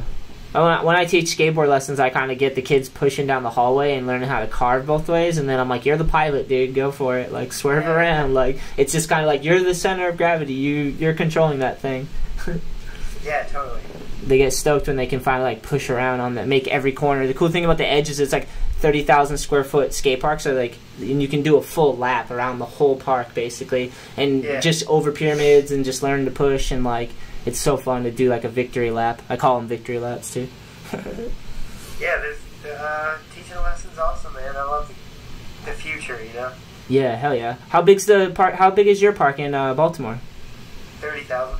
Yeah, same. Yeah, that place was insane when I first went there. I was like, this is crazy. There was like different sections, and like, I'd never seen anything quite like it, you know? Like, it's super hard to keep up on because there's so many. Like, when we get busy, we're busy, and I had a lot of. At first, we were Masonite because that's all the people used back in the day. So then we did like half skate light, and now we've been redoing a lot of it in birch. Nice. And just ripping up whole sections and like modernizing it and stuff. So it's cool. That place is a savior for sure in the winter, just like the Edge, you know? Like, for people on the East Coast, you need like that spot that stays open consistently and can do it, you know? Dude, we have seen a lot of winters, and actually there's been a lot. I mean, I've definitely noticed the climate change too. Like, it's gotten harsh, dude. Like, it's either super fucking crazy hot out or crazy freaky cold out. Like, we're going through a lot of weird shit with the weather. It's pretty nutty. Yeah, definitely. Well, it's good you do events too. That's like a good thing to draw people in, and like do the contests and just keep tradition and stuff. It's sick. That's like the stuff that I love. Yeah, dude. That's what's like. A good demo is so memorable for the kid. He's gonna remember it. We had a firm demo before. What? That's so sick. Ray Barbie was there? No, actually it was Matt Vance Mountain. Nice. Javier Sarmiento. You nailed it. Yeah, I like how you said. I think, I don't know. It sounded about right. Mark at the end for sure. That's how I said it though. And Uyghur. Nice, Uyghur sick. Oh my god, who the fuck, dude? The two brothers. One was always on the Do Tour. Ramos. Oh, Ramos. Yeah, so good. That dude's amazing. Fuck. Well, Ramos wasn't there, but his brother, right? Yeah. The one who always had dreads. Yeah, I know who he is. God, that guy's Wagner, right? That guy was so fucking good. They both were. Yeah, dude. I think they had two totally different styles. One was super tech, and I think that Ramos was super powerful. Like, that guy is fucking rad. I skated with one of them in the Do Tour. I don't remember which one, but I didn't meet him. No, it was a powerful one. Yeah. They're both so good, but I thought that they would be super pros, man. Like, and they just kind of like I never really heard too much, but those two are so good. Yeah. Yeah, that firm demo was so good. It still stays in my head all the time. I think about it. Firm was so sick. When I was coming up, like, Firm was the brand, and I was super into CCS and stuff when I was little, that magazine with all the... I used to make, like, clay skateboards and, like, take the CCS and cut out the graphic and put it on, like, after you cook it. Yeah, and we'd take toothpicks with beads and make trucks and wheels and just, like, trophies, little trophy skateboards and shit. That's awesome. I still remember this day because it was just so fun, you know? When I was doing Bam's Barn, they had all the... he had every CCS that he had ever gotten. What? In big giant box down there, and I had to take it up to the house to make sure it didn't get messed up. You know, it was such a fucking, like, that shit should be in a museum. Yeah, it's insane. It's sick that people have all that still. Do you know? Do you know Kevin Marks? Kevin Marks. He's like he used to do blue collar distribution and sell DVDs and movies. Yeah, and he had like Livewire. Yeah, well, he does Look Back Library now. Or he's been that's him? Yeah, he's been going around and like collecting. Basically, has a huge collection of skate magazines and like just going around. It's pretty sick, like heavy collection. Because I'm like, all those magazines. I have a bunch of magazines in my closet that I just saved in bins. Like, I want to go through it. Weren't you? How pumped were you to be part of World? Oh, it was so sick, dude. And it's weird because like the World I was super hyped on was like. It was the characters, you know, like Flamboy, Wet Willie, and I liked Kareem. Like, Kareem is, like, one of my favorite skaters, you know? Shit. Yeah, and just pretty much right there. And then World is just, like, they were in the magazines, the CCS, and they had, like, the sick shit. And then to know all the history behind that, like, before me, and start to, like, I met people on the podcast and heard the history about World. It's, like, because I knew it, but some of it was before me, you know. But it's crazy to think about how many people are tied into that brand and have, like, they created it in some sense. The riders, the artists, they did it, you know what I mean? Like, that's what made World so fucking epic, is that all these skateboarders did all that. It's insane to me, like. My favorite incarnation, my favorite team was you and... nice. no, it was you, Cody Davis, because we went to Third Layer a lot. Yeah. So you like Dustin and Cody and... Cody's amazing at skateboarding. Dustin, too. And who else was it? Oh, with Andrew Cannon, it was Mike Franklin. We had a solid Derek, Fukuhara, Timmy Knuth. It was you, Timmy, Andrew Cannon, because Andrew Cannon's from up this area, Westchester area. And he's fucking, that dude is he's still super good, man. Yeah, he's like getting better. He's like getting in shape and everything, because he was kind of out of shape and like donut weight, you know? And then he started having kids and just going for it, getting in shape, bro. And like, I just saw something on his, like, I think his Instagram or something. It was just like he shaved his face and he didn't have a double chin anymore. It was like sick. Andrew's the man. I don't know if that good to talk about his double chin. No, he's open. He shares it. He knows. It's amazing to see him like feel like he's like more in shape and just be like. He seems like he's getting even better at skating. Like, you know, when some people skating just like they don't have to get gnarlier, they just get finer like a wine. You know, they sink into their style more and they have better trick selection and like I don't know. Andrew's been shredding for so long. It's sick. Yeah, man. No, he's fucking good, dude. What did he do? He did something like super rad the other day.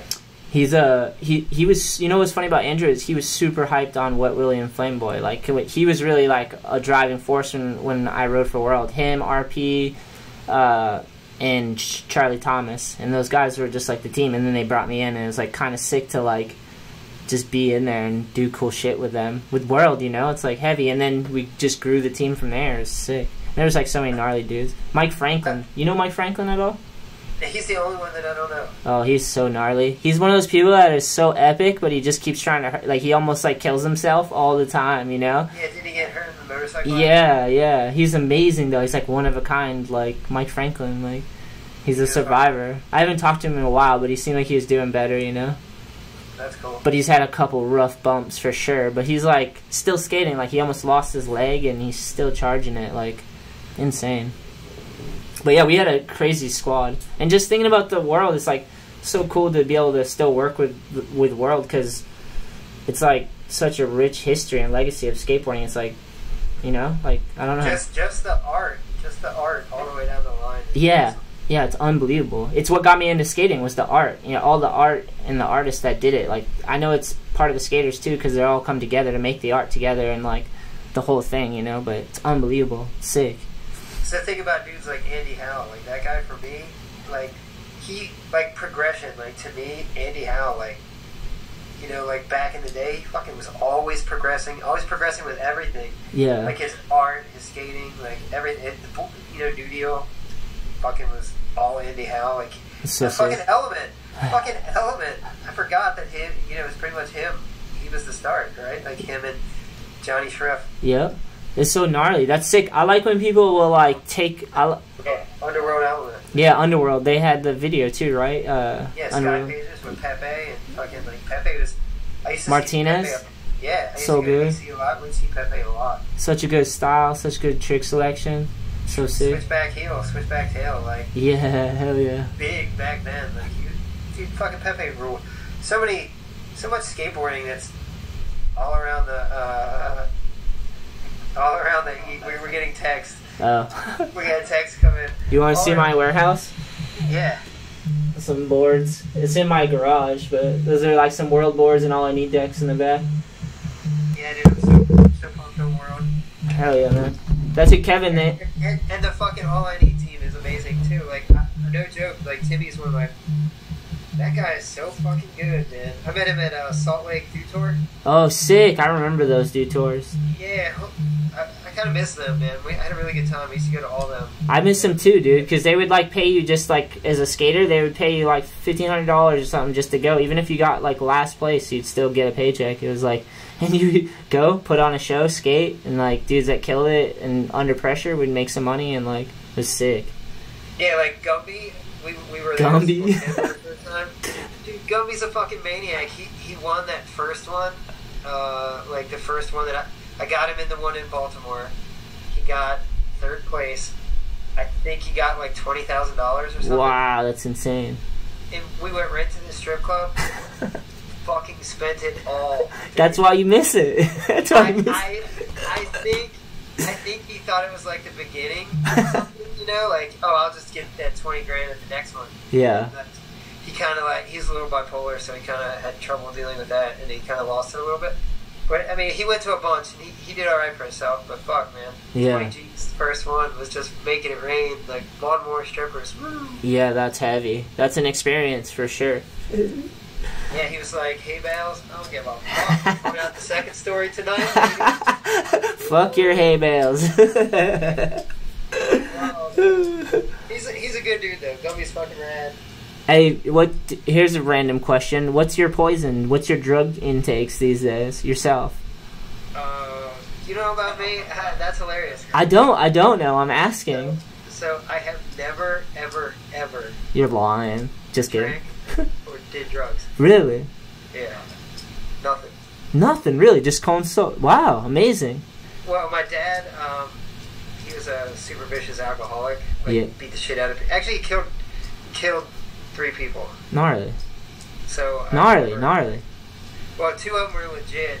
He was in the military, and he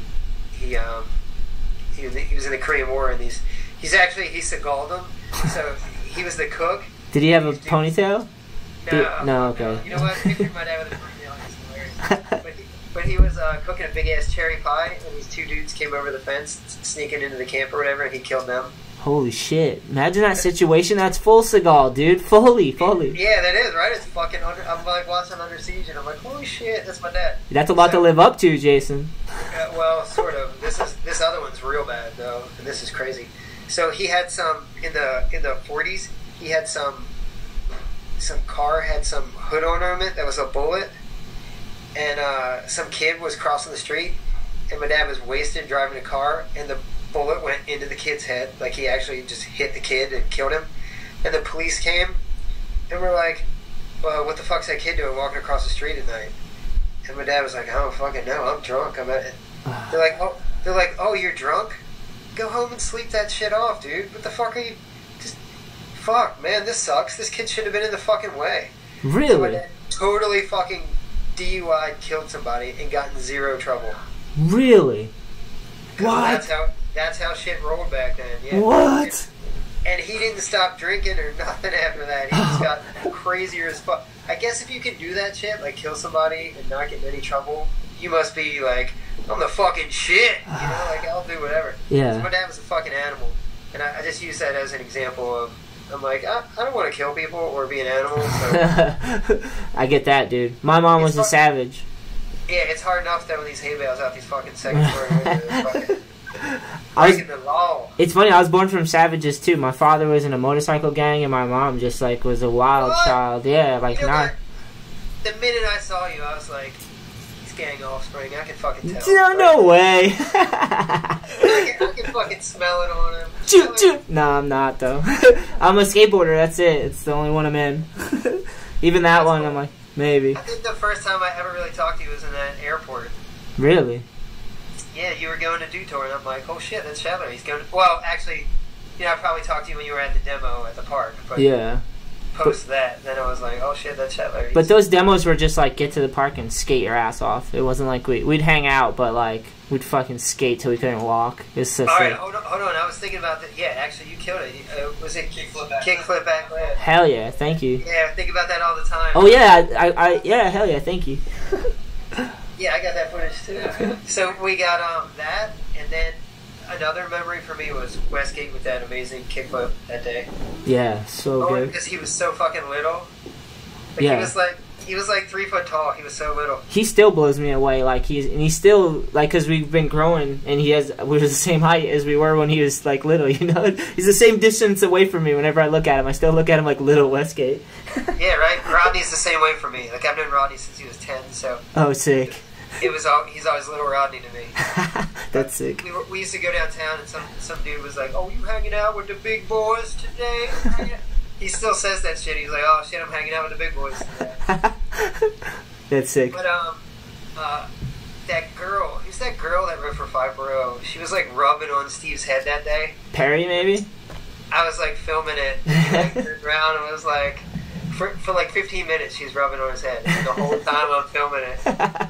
And then he turns around and looks at me, gives me the fucking most New York look I've ever had in my entire life. Just like throws up the peace sign at me. Like it was funny. He was hilarious. That's funny. I just seen him. I haven't seen him in a really long time. Yeah, I just seen him not that long ago at the House of Vans. I skated with him, and then he actually was just in my hood, but I couldn't get free. But he skated the new Lynch Park in Boston. Did you guys hit that when you were out here? No, not at all. Oh, because it was like the weather. Yeah. We were like there and did our shit, and then I had to get Asher flies in for that, so we just had to get him to the airport and get home. Yeah, that was sick. That stoked me out. You guys came and like just crushed it. It was just like, yeah, because we've been going to yours, and it just like made sense, you know. It's like, yeah, no, it's fun. I like the reciprocation. It's cool. Yeah, it's super sick, man. Did we cover everything? Do you have Yeah, let me go get Bam, see what he's up to. Did you have a? Let me see that. Let me see those notes you had before. So this is I'm just curious. points, and then if you go to the next page, Yo, Bam. this is where you started coming up with stuff too. Oh shit, look, I caught him napping, Shetler. Oh, nice. Give me a look. Oh, he's awake. Yeah, Bam. Fuck yeah. What's up, bud? This is what happens when you have this. Oh, dude, that's amazing, though. Is that your first? You just had your first child? Yeah. That's amazing, dude. Congrats. That's so Thanks. sick. Now my schedule is all different. There he is. Yeah, sick. What? I seen you at the Edge at the skate park with him, just hanging out. That was awesome. Oh, yeah. It's sick, man. I'm hyped that you're everything's going well and you're skating and got a new one, and it's sick, man. It's good. I know this is the third time I've redone my barn that I hadn't been happy with, so I don't want to spend any more money fixing it. But it's all my fault. I drew it on whiskey and Adderall, and it got built perfectly the way I drew it. But when you get there, you have to have your foot in like tray flip position if you're going to tray flip anything, because the ramps are too big. So it's all my fault. I blame myself. But now Actually, I made you paint it one time. I made him paint it because he kept changing it on me. And every time him and Mohawk would come in, they had a little smile on their face. What the fuck, change it again? Please don't. I'm so slow. It takes me so long. If you change it one more time, Jesus Christ. And he painted it up for me. You ever seen his art? He's really good at it. Yeah, I've seen some, dude. That's sick. Super good. And I made him paint up a canvas. And I was like, stick to fucking that canvas. Nice. Did. And then he changed it again. I got two people I want to ask you about, Bam. Yeah. How'd you meet Dickie J? Because he's from my area. He was at FDR, and he was trying a frontside grind to fakie over the volcano, and he was like doing it basically. I'm like, you're just doing that just to do it? There's not like a cameraman shooting a picture, or you're not filming it? Yeah, I'm just doing it. I'm like, I'm gonna call my buddy with a red camera and film that. I'm like, where are you staying? He's like, right there under the vert ramp. I'm like, what? How long have you been doing that for? He's like, a couple months. I'm like, Jesus Christ, get in the car. You're staying over my house and you're getting like a proper shower and whatever. Well, thank you.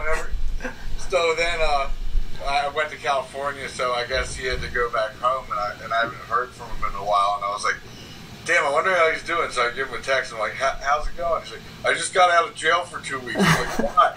He's like, because I got in an argument with my dad, and I broke a lamp, and in my own bedroom, my own lamp, and I got charged for vandalism. Jesus. And I went to jail for 2 weeks. Reason number 700 of why I don't want to live at home with my parents. Solid. That's sick. He ended up at FDR and at that park, man. Yeah, he's actually here right now. He just left though to run some errands. It's awesome. He's pretty gnarly, huh? I've been watching him grow up, skating the edge and stuff, and just his transition skills. He crushes, man. Yeah. That's awesome. So it's me. Skate tricks. That's sick. That I'm really hyped that you're. How's it feel to be a father? Like, it's insane to have like a little one of you. You know, seems like a trip. It's cool.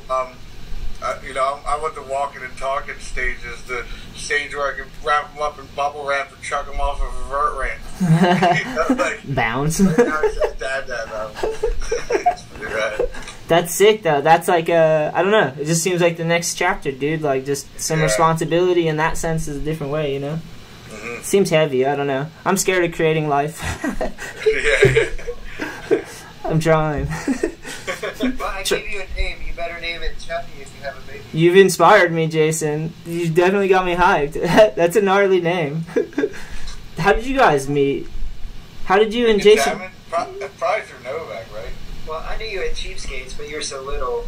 I came with Bucky a couple of times that all that stuff happened. Yeah. But then Novak hooked us up. But here's the thing. Here's the fucking thing. Nice. Back in the day, if you're like, yeah, I know Novak, Novak's my homie, and you say that to anybody in Westchester, they're like, oh shit, we got another one of these dudes. Yeah. Fuck, that sucks. And then we get to know each other after a while when we realize that, oh, he's not one of those people who know Novak. Yeah. It's alright. I get that. Yeah, fuck, it's rough, dude, because... Yeah, I know Novak. Oh no, you're one of those guys. Yeah. Hey Ben, what age were you when you got sponsored? Like, was it Element was your first sponsor? Well, Fairman's was my first sponsor. Oh, that's right. Gay Street, right? Yeah, then I got sponsored by like A Street, and the very next day they changed the name to like Evol. Oh, I remember Evol. Yeah, and then from there, when I was 16, I got sponsored by Toy Machine, and then from there it was Nike, then Volcom, then Element. Wow, how'd Toy Machine come to be? We flew out to stay at Ed Templeton's house, and Maldonado was already on Toy Machine, and me and Kerry Getz came out to like skate with Maldonado, and then once we both skated with them, Ed put all three of us on. Damn. And Remy Stratton was actually the first person to put me on Nike, and I was like 16, getting $5,000 checks a month, which was like, I was super happy about at the time. You know, I was like, that was more than all the other sponsors put together. Yeah, that's a heavy amount, dude. But the shoes, the shoes now are like great. The Janowskis everybody loves, but at this point, we had like this spaceship-looking Moon Patrol shoe that we were forced to wear, and everybody thought it was whack, and it was kind of whack. But the only benefit that I got from that was like the girlfriend that I was seeing, like the parents would be like, so you're a skateboarder and you're going to date my daughter? Well, who are your sponsors? I'd be like, Nike. And they'd be like, oh shit, okay. Got pretty good, so that's the only reason why I like to say that. Nice. Yeah. That's funny. That's cool, man. And then that's sick with Ed Templeton. Maldonado's amazing. Kerry's amazing. Kerry came on my show like about 100 episodes ago. He was awesome, dude. He walked around his property and he was just like I don't know. He was just like walking around with his phone, but just so animated and like it was like a fucking dream for me for sure. Yeah. That's how'd you link up with those guys? Are you guys all from Philly, right? Yeah, we all skated together at this park called Shimerville, which is like the halfway point from Kerry Getz's house in the Poconos, and Kerry was like the type of dude that back then he could kickflip 10 stairs first try, which was like, you know, the consistency of Kerry and his kickflips was like, this dude has to be sponsored, like, without a doubt. Like, nice. That was real impressive. He did. He had really good flick and he had double flips. I remember it all. It's almost like he was so consistent with kickflips that if he didn't land one, it was like very rare and his hockey temper would come out in full rage. Nice. At least you know it's real. It's like, yeah, some emotion at least. Nice. That's sick, man. Those guys are legendary, and to link up with Ed is sick. And where do you go from Toy Machine? From Toy Machine, I went to Element, just because I had problems with, what? Should I mention that? Yeah, go ahead. That's awesome. Nice. Yeah, I hear it. That's I had some like, problems with the CKY video. It was distributed through Tumietto, and once I got a lawyer to see what was going on, I was owed $90,000. So wow. I didn't want to be involved with Tumietto whatsoever. So that's why I went to Element. Yeah. Well, then on to Element. Then who's on Element at this time? At that point, it was like Reese Forbes, Donnie Barley, Jake Rupp, Bill Pepper. Yeah, dude, so good. 360. He was small and condensed and could just like whip. I was so jealous of dudes like that. I know. It was almost like you wanted to be smaller back then because you're closer to the board and you have more balance or something. Yeah, they got like some freakish thing about being condensed. Like I skate with Westgate and he's just like this condensed little human that is explosive. It's insane. I almost think like the only reason why people are doing 1080s on vert ramps is because they're little Asher Bradshaws that are like 13 years old and have the ability to spin that much being that little. I feel like when he's 16, he's going to be like, shit, I used to know how to do this. Yeah, I can only imagine. And if not at 16, definitely 50. yeah, for that. I don't know how Tony Hawk's still doing McTwists at 50 because I'm 38 and I can't do half the tricks that I used to do. I'm 35 and like I tore my ACL skating and never got it fixed, so like my knee's pretty jacked, but I can still skate and like I can progress in like different areas, but it's not the same. Like it's finite. Like, but I went hard like when I was sponsored in skating, and like I filmed like a lot of street stuff and like tried to stack as much and take advantage of being 25 and like charging it, you know. I don't know. It was really fun. Not to mention, paid for it though.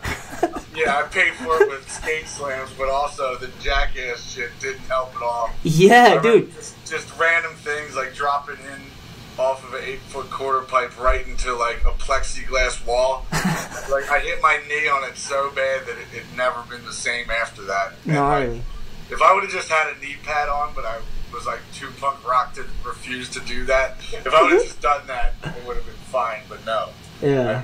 Well, it's hard to argue with the results, though, right? There's countless amounts of jackass stuff that I wish I would have not done or padded up on it. Yeah. That's a crazy part about having a kid is like it's like you're looking at it from a whole different thing. Like when it's just yourself, it's like no big deal, you know. Like, so that's crazy. That's awesome though. It's like a normal. That's a normal thing, and it's insane that it's awesome. It's like a plateau. It's like a peak in life. Like to hit that, to be a creator of life. That's sick. Yeah.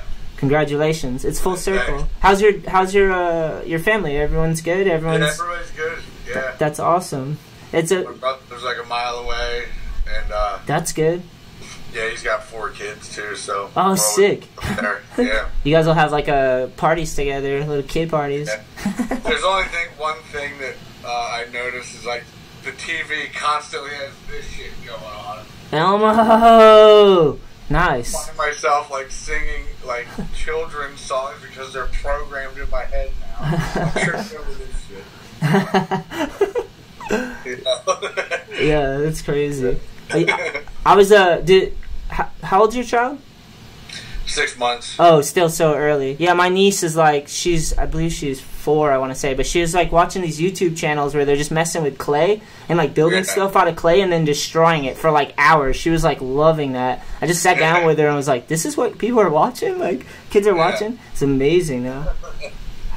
How do you feel about skateboarding and like social media and life in general right now? I mean, you've been through the ringer, like, you've had a crazy crazy experience. Most people don't, just being in the limelight. And you know what I always liked about you too? Sorry, I'm just gonna go on a rant. I love that you skate transition, because I grew up on the East Coast, and like in the winters and stuff, we just have quarter pipes with PVC, and we'd be learning pivot fakies and stuff. And like your skating was like, it was like, even when skating was getting like going a certain way, you just did your own thing. I felt like it. Yeah. Well, I mean, I watch Instagram now. I follow a lot of people, and like, it's almost, they put out their like hammer time ender tricks like out on their on Instagram. Like, you should have saved that, bro. Yeah, like, I guess you could save it all up and make it a music montage video part at the end of the year, but like, because people will forget, or maybe a couple days will go by if they go on vacation that they won't turn their phone on and miss some. But yeah, it's almost like you get an awesome trick and then you put it right out for everybody to see on Instagram, and it's like blowing your load too quick. That's just your video part.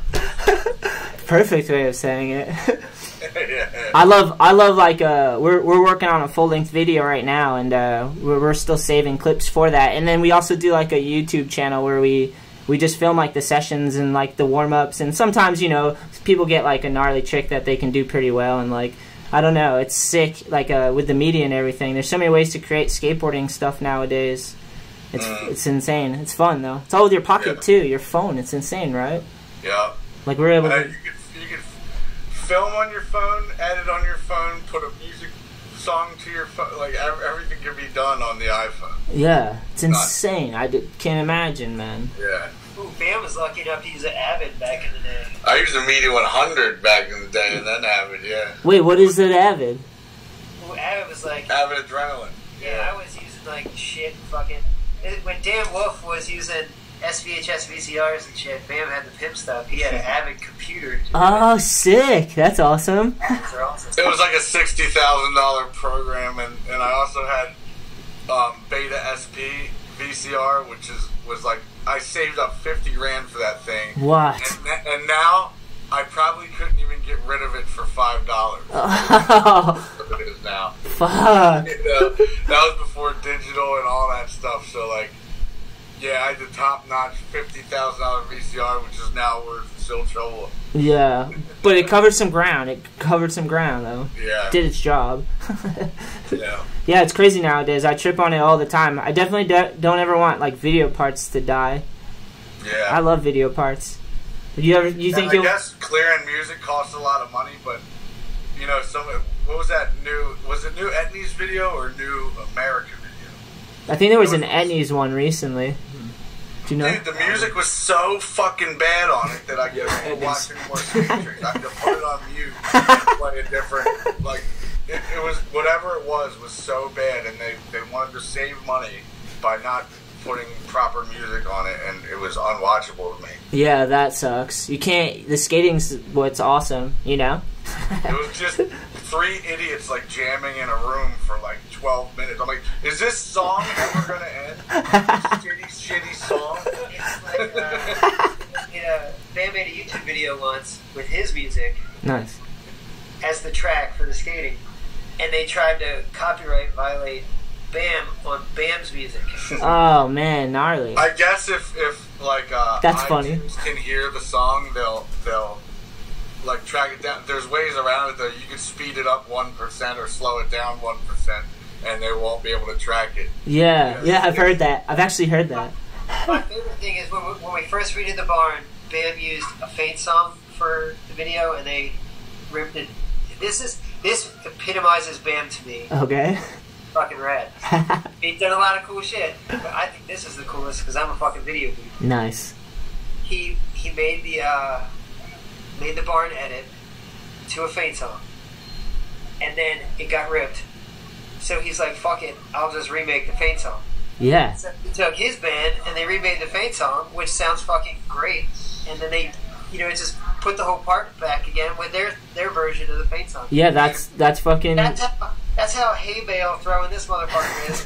He'll just fucking make a new song if he has to. He'll just fucking do it like that. Hey, dude. Good, I like that. Yeah, the more skills you have, the better. You could use them. That's awesome.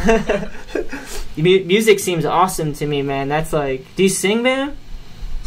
Yeah, but I mean, I have all the music equipment at my other house because CKY has been rehearsing over there, and it's real easy to get like a song done if you have something in mind. Yeah, that's sick, man. It seems to sing in front of a crowd is like a terrifying thing to me. Yeah, it is, especially if you have to win the crowd over. Luckily, we've had a lot of shows, mostly in Europe, that you know, they're just ready to rock for anything, and they're just happy that I'm there. But I mean, there has been a handful of shows where, like, especially the bigger the venue. In Detroit, there was a 2,000-seater venue, and we had 200 people there, which basically looked like there was like 7 people. I was like, I can't do this, Jess. I quit. This is the day that I'm done with music. I can't do it. Then my buddy Rubbish Heap, who's like drummer / hype man for Guttermouth, he's like, I know what to do.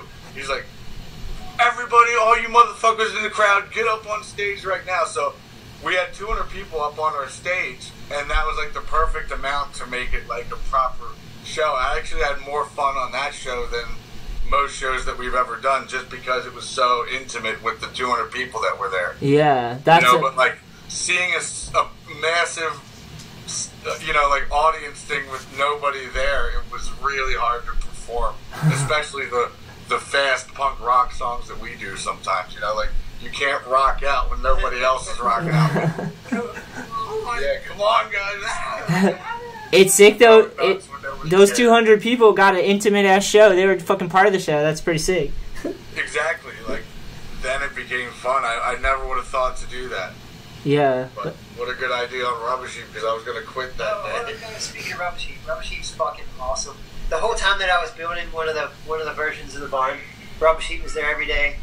And this dude was fucking awesome. He was super fun.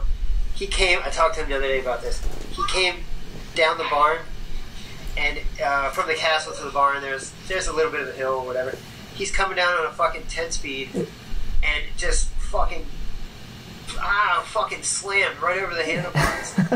When his fucking, there's all that gravel there and shit. Yeah. Just slammed on his fucking face on the gravel. And he's a pretty tall, skinny dude. This was like a big dude. Like, it was a big dude flying over him. So he gets up, and I'm like, oh, they must be filming or something. That's cool. And I go out to see, you know, there's no bam, there's no camera, there ain't shit. There's just some fucked up rubbish. And I'm like, dude. For the love. For the love. You filming or something? He's like, no.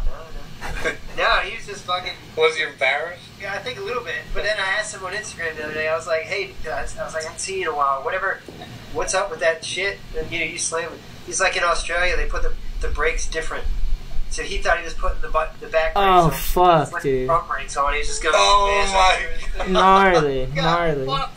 It's like reverse, jammed it in reverse real quick. Yeah, it was nutty but hilarious, but I'll never... Out of all the barn memories, dude, that's like, I'll never forget that shit. Yeah. Fucking grinding that face. That's pretty classic. I one time, Yeah, he's an epic dude. The phone's breaking up. You guys there? We're still there? We good? Nice. Yeah. Yeah. This one time I used to live in Arizona when I was younger, and I would get heat stroke a lot just because, like, I was a tryhard. So I tried hard and got heat stroke and never won. And but this one time I was like racing this bike and I was trying hard in the heat, and I got a heat stroke and I crashed the bike into a tree, and I hit my nuts on the neck piece so bad that it made me throw up. And it was like out of nowhere. My friends were watching me, and I just like veered off the side and like had a heat stroke and fucking wrecked my nuts. Shit. Brutal. That's a bike story for you. The phone breakup. There's a problem with the internet, you know? Right. Dude, we just did a podcast with Dan. I'm kind of like... I texted Sammy and Tiggy while we were doing that. I was like, dude, Bam's on the Shetler show right kind of now. just got sabotaged a little into that. That's awesome, though. Got all I need life.